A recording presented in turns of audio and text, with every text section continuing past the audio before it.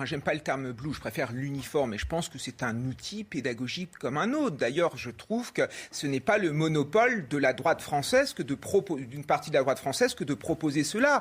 Je me souviens par exemple du député La République En Marche, François Jolivet, qui avait écrit une tribune pour le port de l'uniforme, notamment dans Le Figaro. Je me souviens qu'à un temps donné, Jean-Michel Blanquer s'était prononcé pour. Pourquoi Dans d'autres pays européens, ça existe. C'est ça. Pourquoi il faut réintroduire finalement le port de l'uniforme? Je pense que c'est l'égalité. La gauche devrait être d'accord avec ça, puisqu'elle dit égalité, égalité, égalité. Mais justement, en effet, l'uniforme permet une forme d'égalité. Parce que moi, qui suis enseignant, je vois à quel point les discriminations au sein de l'école, le harcèlement, souvent, ça se fait en fonction finalement de critères sociaux, en fonction des vêtements de marque ou pas. À partir du moment où tout le monde a l'uniforme, en effet, on est dans une forme d'égalité. En outre, ce qu'il faut dire, ce qui est important dans un établissement, c'est qu'il y a une conscience, une cohésion au sein de l'établissement, qu'on soit fier finalement d'appartenir à cet établissement et faire en sorte que finalement dans un établissement on puisse porter le même uniforme, je trouve ça bien.